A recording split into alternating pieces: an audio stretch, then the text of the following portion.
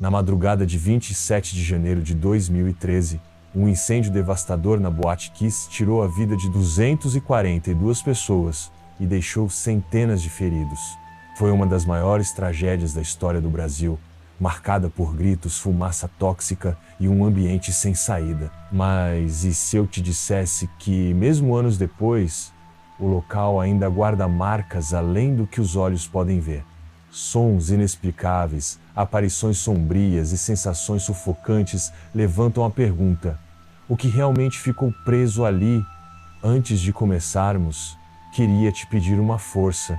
Estamos quase batendo as métricas para virar parceiro do YouTube e faltam poucos inscritos para chegarmos aos 1000. Se curte esse tipo de conteúdo e quer continuar explorando o sobrenatural com a gente, se inscreve no canal e ativa o sininho. Sua ajuda faz toda a diferença. A tragédia na Boate Kiss. Fenômenos sobrenaturais no local. A cidade de Santa Maria nunca mais foi a mesma depois daquela noite maldita. As ruas próximas à antiga Boate Kiss carregavam um silêncio diferente, como se o tempo tivesse parado ali, congelado no horror. Anos depois, um grupo de universitários decidiu investigar os rumores que circulavam sobre o local abandonado. Entre eles estava Rafael, estudante de jornalismo obcecado por histórias sobrenaturais.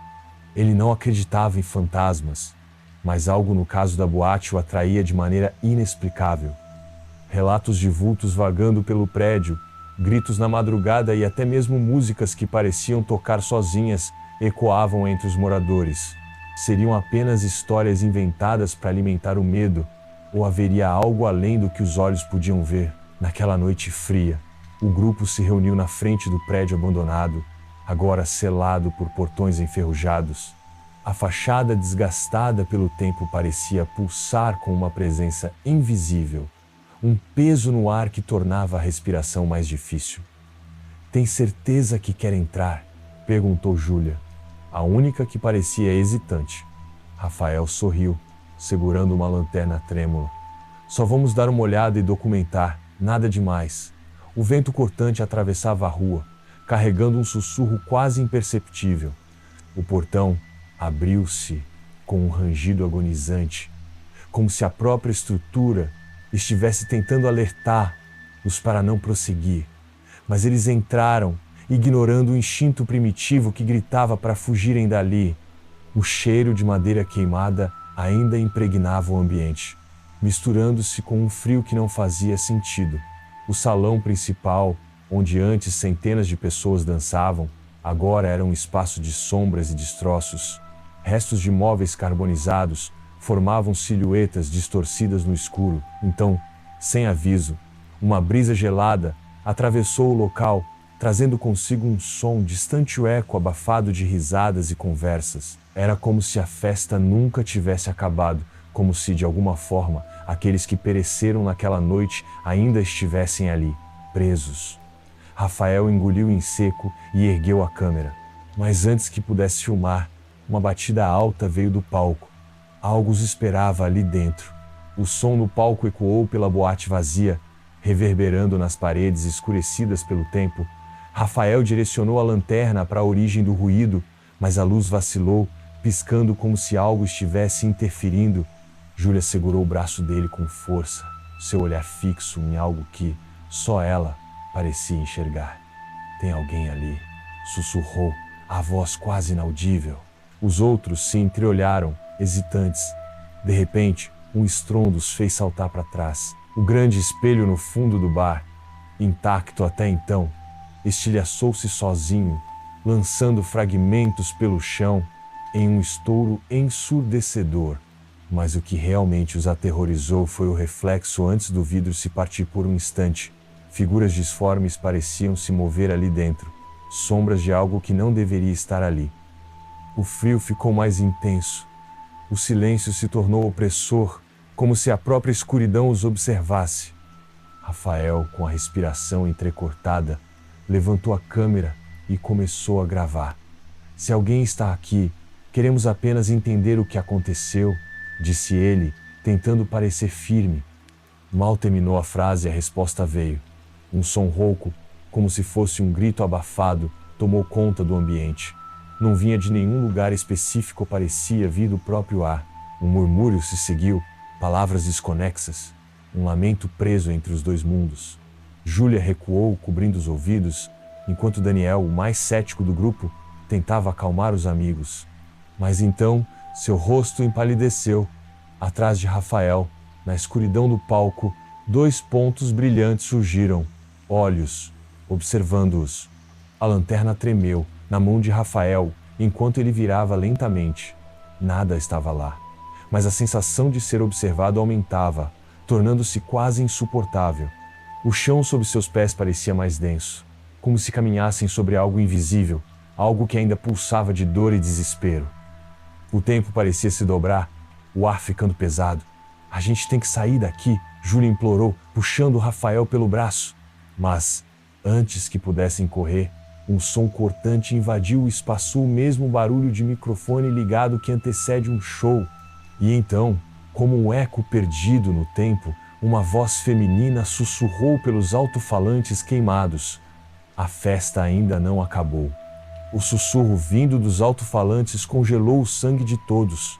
Júlia segurou o pulso de Rafael com tanta força que seus dedos ficaram dormentes. Daniel deu um passo para trás, o rosto pálido refletindo o horror do que haviam acabado de ouvir. O som ecoava como se o tempo tivesse se dobrado, trazendo uma mensagem do passado, uma voz que não deveria mais existir. Então, algo ainda pior aconteceu. As luzes da câmera piscavam freneticamente, captando interferências estranhas. No visor, entre chuviscos, sombras, dançavam no salão ou não, eram os 3, eram outros. Moviam-se como se ainda estivessem em meio à festa, ignorando completamente os invasores. Mas a cada segundo que passava, as figuras pareciam perceber a presença deles. Rafael sentiu um arrepio subir pela espinha quando um dos vultos virou lentamente a cabeça em sua direção. O ar ficou denso, pesado como fumaça, dificultando a respiração. Júlia tossiu e levou a mão ao pescoço, os olhos arregalados. "Tá sentindo isso?" ela perguntou, desesperada. Daniel também lutava para respirar, como se os pulmões estivessem sendo tomados por algo invisível. Rafael percebeu o cheiro de queimado invadindo suas narinas, o mesmo cheiro que, segundo relatos, nunca havia abandonado aquele lugar. Mas agora ele se intensificava. Aos poucos, um calor sufocante envolvia o ambiente e as paredes pareciam vibrar com um brilho laranja fantasmagórico. A boate estava se tornando aquilo que havia sido na noite da tragédia. O tempo se dobrava e eles estavam no meio do incêndio que matou centenas. Mas não era uma lembrança, era real. De repente, um grito cortou o salão, agudo e desesperador. Rafael se virou e, por um instante, viu o impossível, pessoas em chamas correndo, tentando encontrar uma saída que não existia.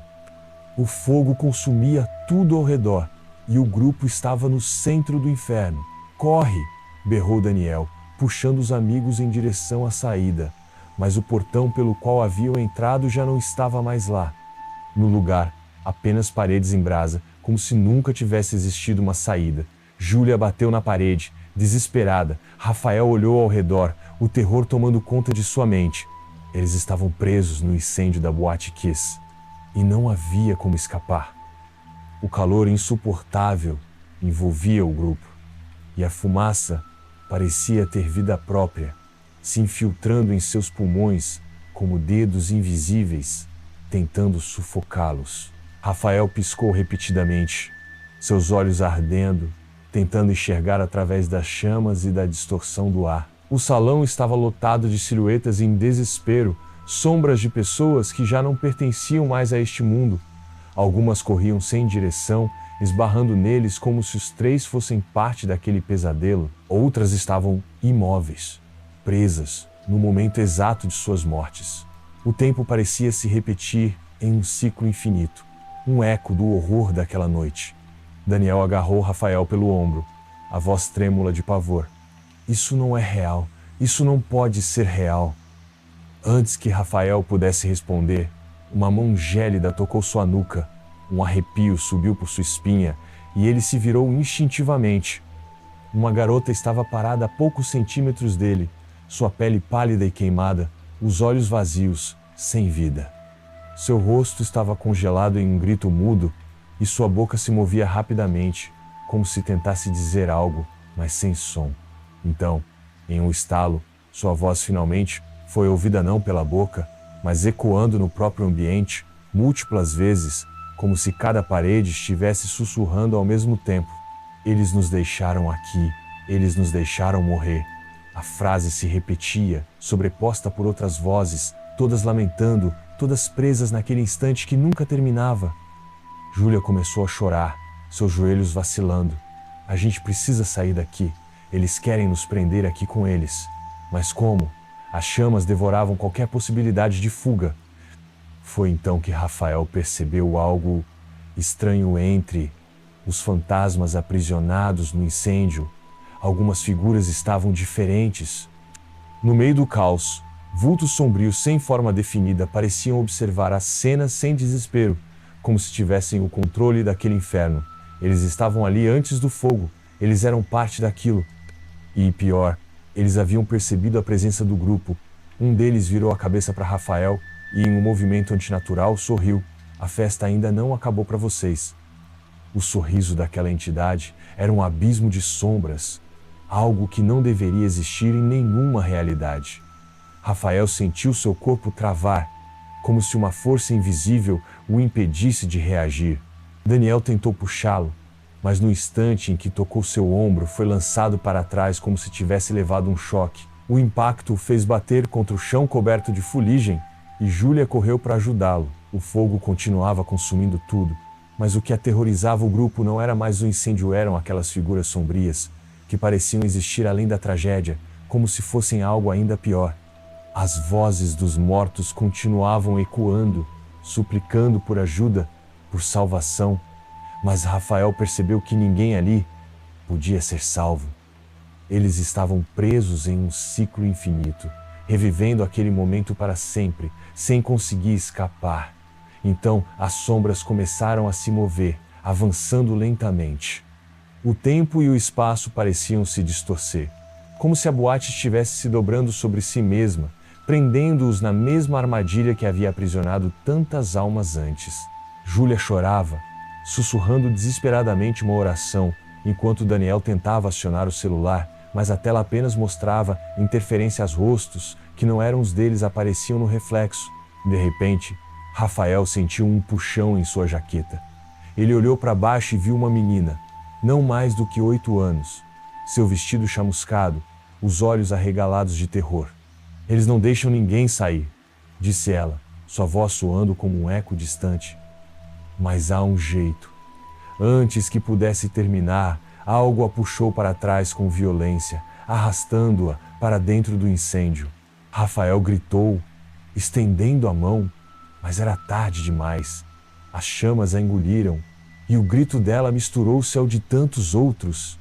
A boate estava viva, faminta, e agora queria eles também. Rafael sentiu um nó apertar sua garganta enquanto o grito da menina se perdia no incêndio. O pânico tomava conta do grupo, mas fugir não era mais uma opção, não existia saída, não existia escapatória. O espaço ao redor se distorcia, as sombras ganhavam forma e se moviam com uma intenção cruel.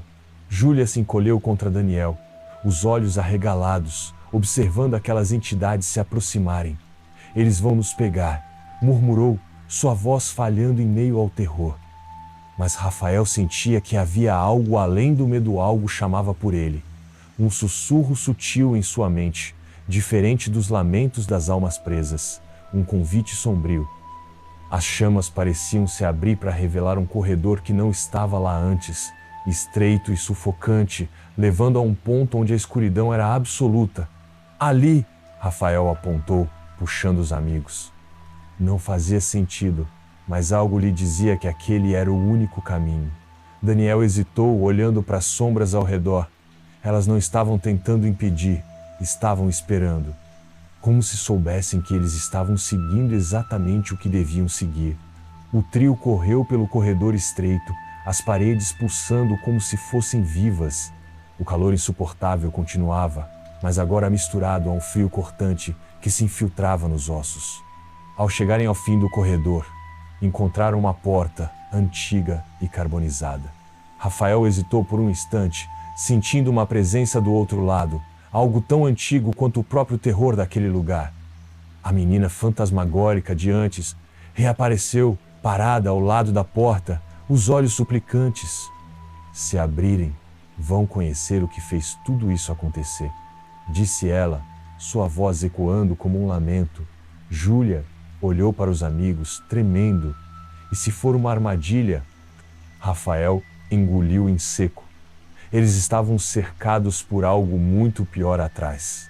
Não tinham escolha. Ele estendeu a mão e girou a maçaneta. A porta se abriu com um rangido profundo, e uma escuridão densa se espalhou pelo corredor. O trio hesitou antes de entrar, mas o som das sombras se aproximando os obrigou a seguir em frente. Do outro lado, havia um salão antigo, muito diferente da boate moderna. As paredes eram de pedra, cobertas por marcas estranhas, símbolos que pareciam ter sido entalhados séculos atrás. No centro da sala, uma chama azul crepitava, lançando sombras dançantes ao redor. O ar estava pesado, carregado de algo que fazia o peito apertar e os pensamentos ficarem turvos. A menina reapareceu à distância, os olhos tristes. Tudo começou aqui, disse ela, apontando para o fogo azul. Rafael sentiu um calafrio percorrer sua espinha. Ele olhou para Daniel e Júlia, que pareciam tão apavorados quanto ele. Isso não faz sentido. A boate foi construída aqui, mas isso parece muito mais antigo, murmurou Daniel. Rafael se aproximou do fogo e percebeu que algo se mexia dentro das chamas, rostos distorcidos em agonia, tentando gritar, mas sem som. Eles estavam vendo o passado, um ritual, algo que nunca deveria ter sido despertado. Júlia arfou ao perceber as figuras encapuzadas ao redor da chama na visão dentro do fogo. Eles abriram alguma coisa e nunca conseguiram fechar, sussurrou. A menina sentiu. O incêndio não foi um acidente, ele foi o preço para manter o que está aqui dentro. O horror da verdade caiu sobre eles como um peso esmagador. As sombras que os perseguiam não eram apenas ecos da tragédia, eram os guardiões de algo muito pior, algo que a boate e todas as vidas perdidas ali haviam sido sacrificadas para conter. Mas agora, ao abrirem aquela porta, eles talvez tivessem libertado o que nunca deveria sair. O salão começou a tremer, como se a própria estrutura da realidade estivesse se desmanchando ao redor deles. O fogo azul se expandiu, suas chamas iluminando os rostos dos encapuzados na visão dentro das chamas, mas agora, eles os olhavam de volta. Rafael sentiu seu coração acelerar ao perceber que um dos rostos parecia familiar. Seu próprio reflexo tremulava na chama, distorcido, mas inconfundível. O horror se espalhou por seu corpo. O que isso significa? Ele olhou para Júlia e Daniel, que também estavam refletidos dentro da visão, suas imagens mescladas às dos antigos cultistas. A menina fantasmagórica deu um passo à frente, seus olhos profundos e vazios agora refletindo um conhecimento ancestral. Vocês sempre estiveram aqui, sempre voltam. Sempre tentam consertar o que fizeram, mas nunca conseguem. A verdade esmagadora caiu sobre eles. Eles não eram apenas vítimas daquele lugar, eles faziam parte do ciclo, presos à maldição que havia começado séculos antes. O incêndio da Boate Kiss não foi o início, apenas mais um capítulo repetindo-se infinitamente. A cada geração, aqueles que despertaram o mal retornavam, presos em um ciclo de culpa, esquecimento e desespero.